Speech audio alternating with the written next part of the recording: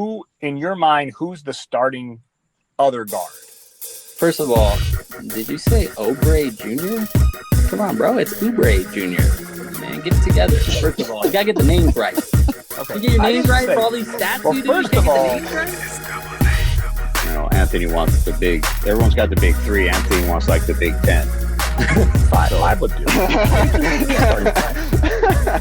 Just give me a starting five. What do you think? Like, okay. All right. Stop the shenanigans. all of a sudden. Hey, man. Hey, nothing short of your best. Nothing short but your best today, all right? Up front, we got to lead it. Up front on 3, 1, 2, 3. Up front.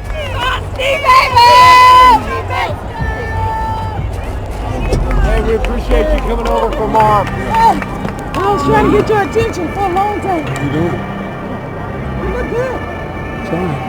I just want to say hi and go back over there. Love you. I love you too. What's up, man? Love you, boy. Stay healthy out there. What's up, baby? Order your belts. No, man. What's going on, everybody? Today we have a very special guest joining the show. He's a two-time national champion with the USC Trojans. He was drafted by the Cincinnati Bengals in 2006 and played 13 seasons as a defensive lineman in the NFL. In addition, he's played for the Cleveland Browns, the Arizona Cardinals, and the Oakland Raiders. Ladies and gentlemen, please welcome my former Tustin Cobra and Tustin High School alum, Frostee Rucker. Frostee, thanks for joining the show. How you doing? Man, I'm good, man. Thanks for the intro. You know, you got the whole thing down. I get that, yeah, from some of the guests we've had on. They say the same thing. They say I could be their Michael Buffer. Sounds good, man. You do a good job. Appreciate it. I'm happy to be here, Georgie. Happy New Year to everyone that's on, and I'm ready to get this thing rolling. Yeah, man. You as well. Happy New Year. It's been a minute, right? So yeah. Little backstory that some people don't know. Even Billy was asking us earlier today. So he's like, "How'd you get Frostee? How'd you get Frostee to come on?" I'm like, "Well, let me tell you. Some people don't know that you and I go way back, right? Yeah, we go way back. Way back. We lived on the same street. Shout out to the Mitchell block in Tustin, right? You already know the Mitchell block. I'm around the corner now from there, and yeah, Georgie's first year playing football. You want to tell anyone about you? No, remember, were you 84 or something like that? Yeah, I was. Yeah, I was gonna get into that. We were playing junior midget, pee-wee football, whatever you want to call it, and that was back in like the middle school days, Yeah. And I was telling Anthony actually the other day. I was telling him, I was like, I remember when we played for the Cobras, and Frostee literally played like every position for us. Sure did. I think your primary position at the time was running back, right? But then like one day you were like throwing the ball, and the next day you're like tackling guys. And I think one game you even kicked a field goal for us, right? Absolutely. Field goals and kickoffs sometimes. Yeah, I was More tripping. importantly, was Kobe any good? No, that was his first year. He was trying to figure out what was going on, but he was out there. He was competing. I was, man. I was keeping the bench warm for you guys. No problem. I had you back. Hey, man. Yeah. See, when you said he wore number 84, I mean, I thought you were going to say 184. No, he was out there though, man. And I tell you, I really enjoy my teammates. That's why I remembered your jersey number. I remember all the huddles. I remember everything about it. And, the person that shows up every day, I don't give a damn if they get on the field or not. But you go out there, and if you're just giving us a good look, you made the season worth it. So I always appreciated you. Oh, man, I appreciate that. Yeah, it was a blast. It was fun, Fortunately, my career ended right then and there that season, and that was it. I was done. But no, that was just always something super cool that I look back on, and I think, man, Frostee was really all over the place. And then, that kind of transitioned too into high school, because, you played football. We were on the basketball team together too, and I think you ran track too. Didn't you run track too? I mean, probably for like a day. Oh, it's probably like some type of detention or something. I had to go out there, but no, I just remember you, playing several sports and just doing it all. So that was cool. And I'm kind of curious, now we're talking about that. Was there at that time, a specific position that you liked playing? I like playing offense. I like playing running back. I think playing offense helped me on defense because I played linebacker. So knowing where I was going to hit the holes on offense helped me on defense get to where I needed to be. So I think playing all those multiple positions, like you mentioned, having experience at everything made me very valuable. And I was just a football player and not just one specific position. Yeah. No, that's cool, man. That's good to hear. I always thought you were at that time a really good running back, and obviously, you ended up growing to be 6'4", 3 was it 380? I think 280, man. Don't put that. I'm sorry. My bad. Jeez, bro. 280. Yeah, you're right. Hey, you're waiting for me to hang up, huh? Dang, I know, right? So I thought you were Shaq, bro. Frostee, don't feel bad. Kobe's getting there. Don't feel bad. Get dementia. Yeah, it's funny too. See, and Frostee's probably like, who the hell is Kobe? Because Frostee don't know me as Kobe. He knows me as George. But it's funny because I tell these guys, I'm like, a third of the people know me as George, a third know me as Kobe, a third know me as Cali or Caliber. I got so many damn names. I'm the man of a million names around here, So people on the podcast know about Caliber? So some of them do, yes. Some of them do. Hey, Caliber spit hot fire. Yeah. I remember those early tapes back in the day in high school. You remember? Hey, man, you did it all too, though, man. People don't know how talented you are. I appreciate it, man. I appreciate it. Well, I'm gonna let Anthony and Billy. They're our football guys, so they're gonna fire away some questions for you. Hopefully, does football guys mean they like football or they played? I didn't play.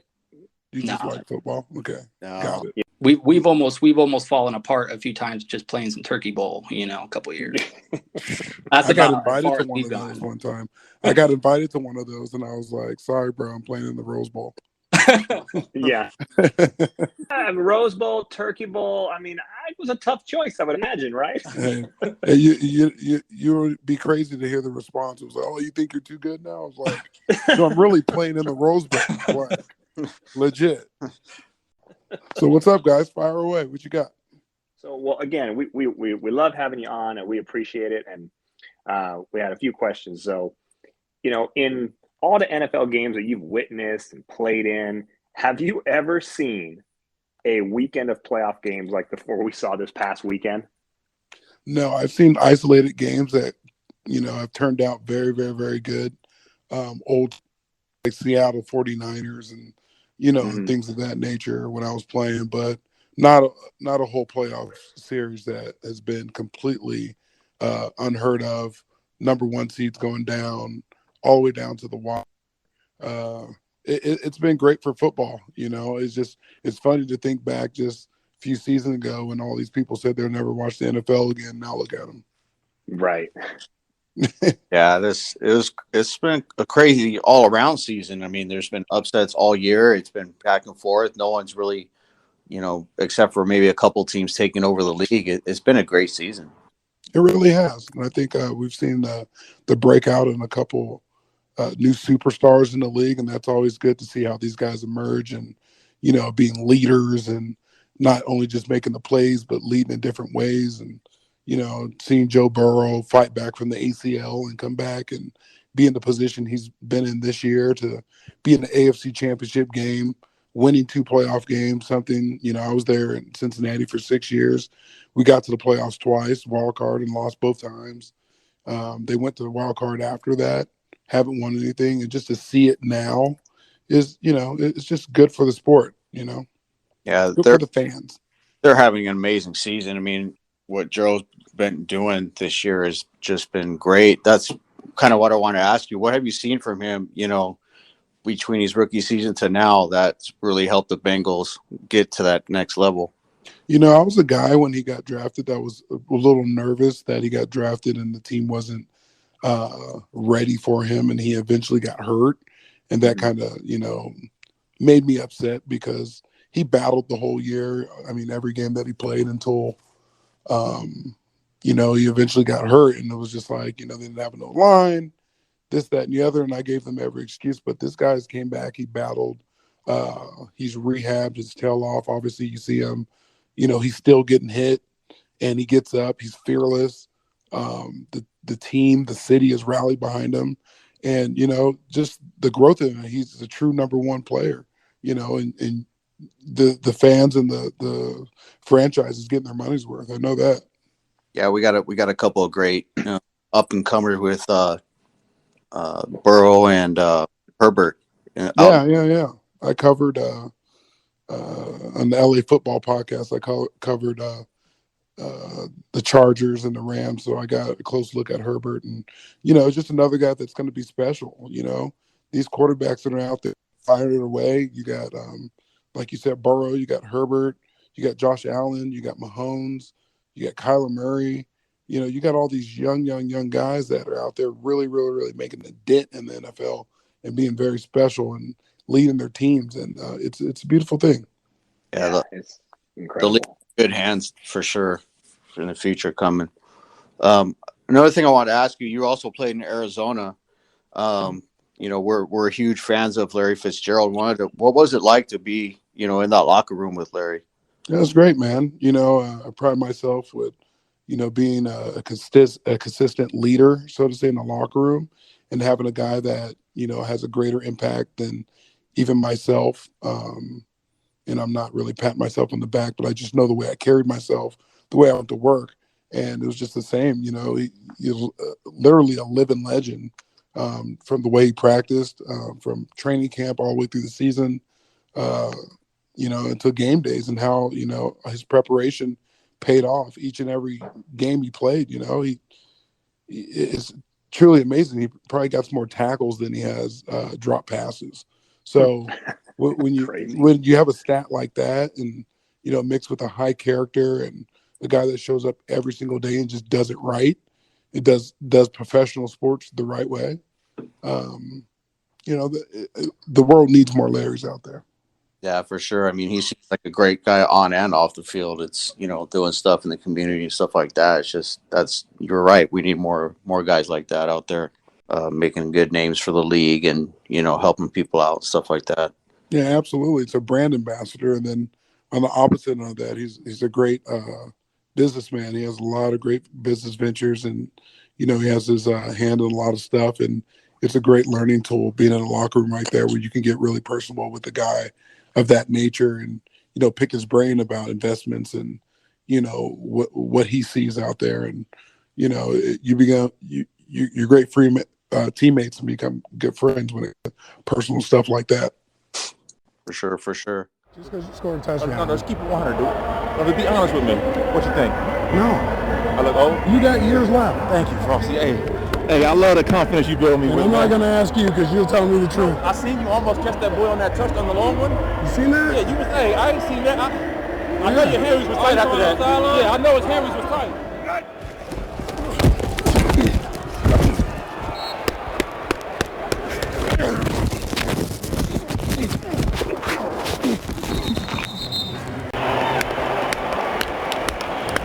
Clowning on him today. He's going to run the ball now. Yeah, when you get the ball, he's run the ball now. Frostee, so obviously you talked about, you're covering the Chargers and the Rams, and, our listeners also want to know, what do the Los Angeles Rams need to do to beat the dreaded Niners and actually get back to the Super Bowl and maybe even face your Bengals there? They got to play fearless. I think for some reason the Niners they got their number. Yep. They play these games down to the wire. They're never blowouts. They go toe to toe, and they just need to make that one play. And I think, with everything on the line and, being right back at SoFi, they just can't be afraid to go toe to toe, and I don't think they are. I think this is going to be another matchup that's going to be one for the ages. And, can I predict a winner right now? No, because San Francisco has habitually beat their ass, but yeah. I can sit here and say the Rams are so good that they can make this a game. And Aaron Donald's going to have to play one of the best games he's ever played. And, that's an understatement. He does it every week. But him disrupting Jimmy is going to be that whole front. They got to get to Jimmy. If they can get to Jimmy G, well, you can't leave Debo out, right? So, Debo, they got their hands full. That guy's they got their hands full, and Kyle's doing a great job of putting Debo in positions. I mean, play tailback, slot, X, Y, whatever you want. He can play it all, and he does it. And he's, returning kicks, and he's a utility man that is so valuable for that team. And they just do a great job. So I think for the Rams to have a shot, they got to get to Jimmy G and slow all that down, and that comes from up front. Yeah, I mean, obviously, we're rooting for the Rams, the local team, and we know they kind of got to exercise some demons on Sunday and finally, take care of the Niners. I mean, they let them in the playoffs. They're here because of the Rams, so this is their opportunity. Yeah, go ahead. I'm just happy for my boy Stafford. Finally, I'm a Detroit fan, so. I mean, he's such I'm that guy in the video that you probably saw the last couple of days, jumping up and down and screaming for Stafford, wearing his jersey. No, but seriously, Clock it! Get on the line! Clock that! Clock it! Clock it! Yes! Holy let's go! He's such a talent, and it takes sometimes you just have to leave a scenario to get your due. And he got put in the perfect scenario. I think it was a fair trade. Yeah, for sure, right? Detroit got what they needed, and the Rams got what they needed. You know what I mean? So, yeah. Oh yeah. Or I would say Detroit got what they deserved, and the Rams got what they needed. Right? That's better. Yeah, I'll say that on the record. But yeah, but I mean, he's taken advantage of his opportunity, and everyone's seen why he was the number one pick. He's been doing it in Detroit, but when you have no market, you're not winning games, you're not going to playoffs, you're just out of it. You're not getting Pro Bowls the same way everyone else is. People want to see the wins on prime time, not every loss on Thanksgiving. So he's getting his due. He's on an awesome team. They trust him. Sean McVay trusts him. That's why they traded for him, and he's again giving them a reason to be at this game. So it's time to own it. And I can't wait for this playoff series, because across the board, all 4 games, they give you exactly what you need as a fan. Yep. Sure. Yeah, it's going to be a fun Sunday. So one more quick question for you. We obviously talk a lot of Lakers too on this podcast, and Kobe has said that you like the Lakers. What do you think is the biggest problem with the Lakers right now? Can they turn this season around and actually make a run at getting back to the finals? The thing that scares me is that when they put themselves in a position like this, and what are they, 9th in the Western Conference or something like that? And they started the day 8th, yeah. Yeah, we're going to be sneaking in and being on cups of that. Then you got to play a Phoenix or something. It's just it's not a good matchup. And that's what scares me. It's like, you root for the guys every single game. You want them to go out there and they just fall apart. And, for some reason, the thing with Russell, it just hasn't been there. And I'm not one to just say dump a guy like that, but I think other people have to step up. And, when you're in a slump or the things aren't just going right, you got to humble yourself and just, practice more. You got to go back to the basics. Maybe you don't get to start. Maybe you don't get to play, until you go out there and do it in practice. And I think they're letting a lot of stuff probably just because of who he is, he can still get the shot to go in the game. But sometimes you got to be humbled a little bit and just understand, for Russell, those minutes that he's getting and he's not really producing, other guys can produce if they got the opportunity. So I think they have to get past, the feelings of it and seeing if he's going to get mad or upset or what it's going to be, and just call it spade, because it's a business and the Lakers are here to win. That's the whole point. So, yeah. And I think, that's pretty spot on, Frostee. I mean, I think there was a report that popped up earlier that Russ was getting pretty defensive all year long, in film sessions and stuff like that. And, I mean, I don't see why it was like this big surprise when he got benched, because I mean, that was stuff that was being talked about pretty much all season. Like, we got to take the ball possibly out of his hands towards the end of games and just let LeBron do his thing, So, yeah, I mean, I would agree as well. Yeah, and I'm a big Russ fan.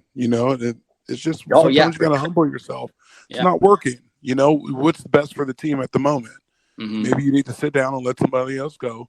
And let me ask you guys a question, because you guys may know more in depth. Do we still have like that Mac kid? Is he still in our G League? McClone? No, Yeah. he went to the No. Bulls. Yeah. That would have been a perfect guy to bring up. Yeah. Yeah. That was Kobe's boy. Yeah, I loved Mac McClung. Me Yeah. too. He was awesome, and he's definitely one of those guys that could bring a spark and was explosive. But we saw a little bit of him in preseason and early in the season, and he just didn't shoot the three well, and he was just probably a little undersized, and I don't even think he's really getting much run over in Chicago, right, Anthony? No, yeah. I mean, you're right. He's kind of splash highlight reel, but Yeah, I think the consistency wasn't there, and his size obviously is a big factor on the defensive end, and we know how Vogel values guys that play D. yeah. Well, I mean, he's a little bit of a liability there too. But I hear where you were going, man. I love I'm just looking for the spark, someone that can So change the shift of the game, the energy, and push it, and things of that nature. Yeah. That fast break stuff. We got the oldest roster, so we don't have any really someone that's really juicing it down the court and just beating people off the run, with the ball being inbounded and stuff like that. Some of that LaMelo Ball type stuff.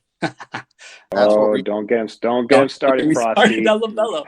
Oh man, that's what he just does it. That's the type of point I want. Yeah, I agree. And I love Russ too. I was a big advocate, and I still am. But sometimes I do get frustrated with him on D. It's like I've been trying to tell Anthony, is like every time somebody scores on Russ, it's almost like he doesn't even care. Like he just wants the ball inbounded back to him so he can go run back down the floor. And it's like I want to see that intensity and that effort and that energy on both ends of the floor. He goes a million miles an hour on offense, but I'd love to see it on defense too. Yeah. Again, we're both fans of him, so. Not really talking crap, just we want to see what's best for our team, and I think him riding the pine a little bit and earning it a little bit more, he's already earning the salary. Just humble yourself a little bit. The ball's not going in the cup, chill out for a little while and let somebody else get it, and then you find yourself rotating in a very rhythm that you appreciate every time you got every possession. That's all. That's all. And hopefully that little bench job at the end of the Pacer game has helped, because the last two games Russ has played really, really good. He's played two solid games since then. So, well, three solid games really, but 2 wins and 1 loss. But at least looks like a little bit of a different player as far as not quite as erratic at times. I think he just needs to slow down a bit, see what the defense is giving him, and play to his strengths. But I think that is Russell's strength. That's the crazy part. His strength, driving to the basket and kick, or drive to the basket and lay it in, or something like that. Or getting that little mid-range going, off the whatever, So when he's not shooting it off the top of the backboard, Yeah, we haven't seen enough of the mid-range. We've seen a lot of the backboard, but not a lot of the mid-range. I know. It's been crazy to watch, man. Crazy. You can't blame everything on Russ. You can't blame everything on Vogel. It's a whole team thing, but people are going on Russ and Vogel. I mean, they forget how good Russ was in Oklahoma. I mean, he could shoot those shots with ease and no problem, but I don't know. Maybe he's just still trying to find his way here. Yeah, I mean, it happens. Right. People go in slumps, Mm-hmm. Yeah. So just figure it out. Practice harder. That's all I can say. Yeah. Stop getting on Shaq and a Fool. That's one of the best shows ever made. Oh, I love it. It's so good. Oh, and you know why the Lakers? I also feel like why we're in this position is because we got rid of JaVale McGee. Oh yeah, Billy's been big on JaVale. I'm telling you, JaVale McGee transformed his whole career, and by the time he got to the Lakers, he was the perfect fit. Him and Dwight, they crashed the boards. They loved doing it. They got the block shots, and then they let JaVale go. It made no sense to me. Yeah, not at all. I was pretty upset when JaVale left. Mm-hmm. People underrate him so much. He's high energy. He's still super athletic. He plays on both ends of the floor. Great teammate, Yeah, he's a solid workhorse. I mean, it's just, and look what he's doing out in Phoenix. He's killing it for him, and yeah, it's unfortunate. Yep. And, Phoenix just looks so good. Yeah, They look great. They do. They Really do. They look like dangerous. a well-oiled machine. And you're 100% right, Frosty. I think, and the Lakers knew that too, right? That's why they brought Dwight back and got rid of Marc Gasol and brought in DeAndre Jordan, because they thought, okay, we could replicate JaVale and Dwight with DeAndre and Dwight, but DeAndre he's just dead man walking out there. He just doesn't have anything left in the tank. Yeah. Seems like it, right? Yeah. Yeah.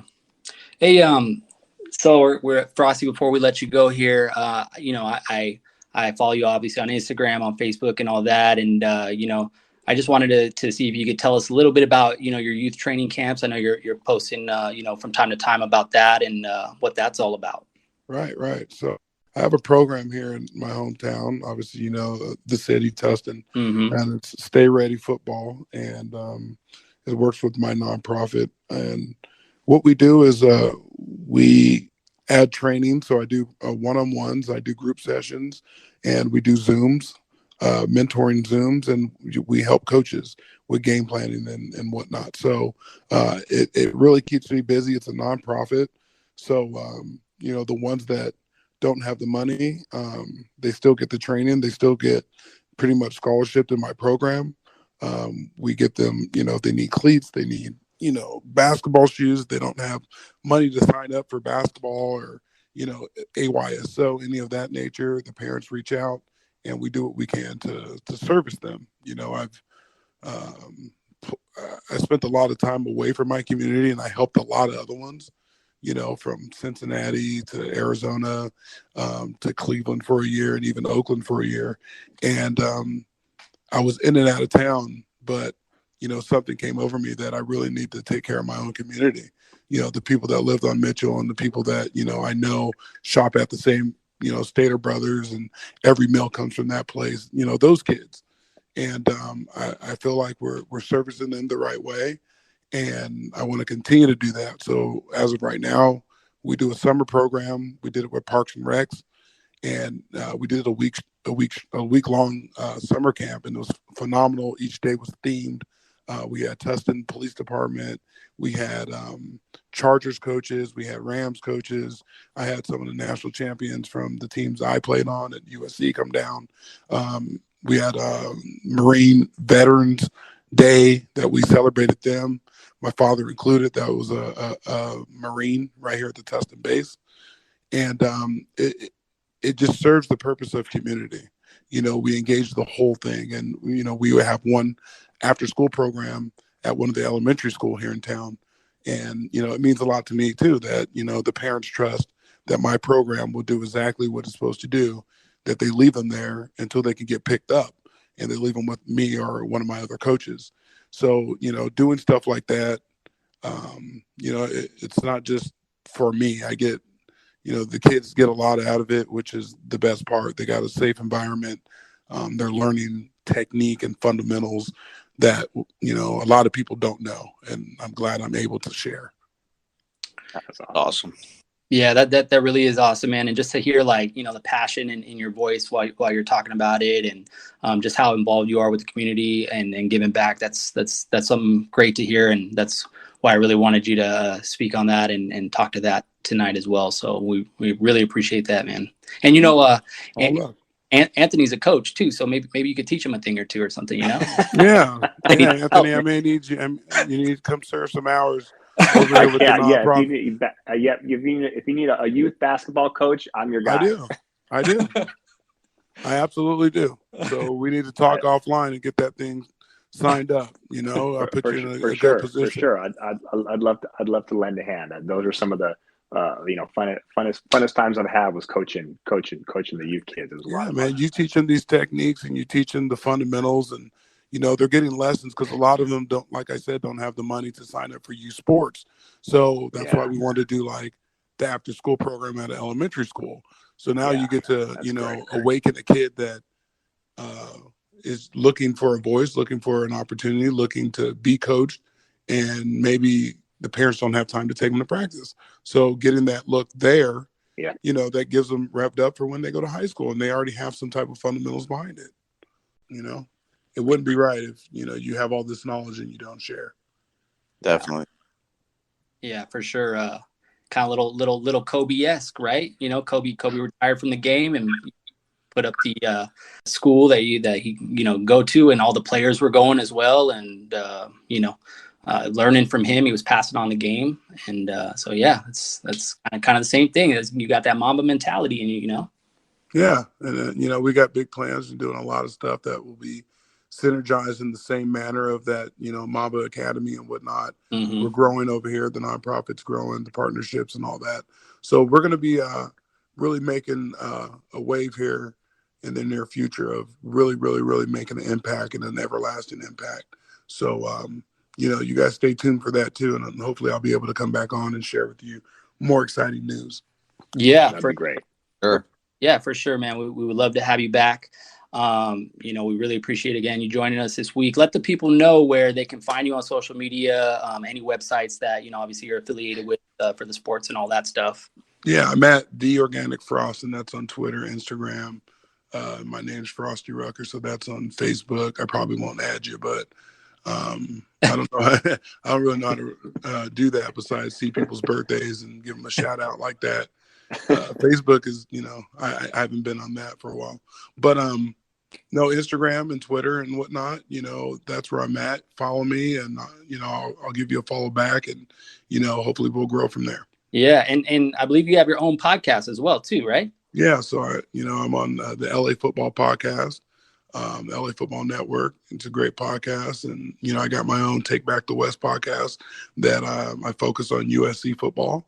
And we're out here growing, sharing where we can, and giving the people what they want. Nice. Awesome. On that Jalen and Jacoby tip, I like it. You know it. All right, man. Well, hey, we appreciate it. Thank you so much. Enjoy your vacay. If you don't mind me asking, where you headed? We're headed to Maui, Hawaii. Maui. Nice. Yeah, go chill out for a few days. I'm imagining you've been there before, right? Never been. First really? time. Oh, wow. Yeah. Wifey and I went for our 1 year anniversary. It's beautiful, man. Probably. I was reading that it's like one of the top. It's number one on top 5, most beautiful places on the planet, or something like that I was reading. So yeah, it's awesome, man. Enjoy. Again, we appreciate you coming on, and yeah, man, we'll have you back soon if you're down. So yeah, absolutely. Thanks, guys, for the opportunity. Be safe out there. Yes, thank you very much. Frostee. You got it, guys.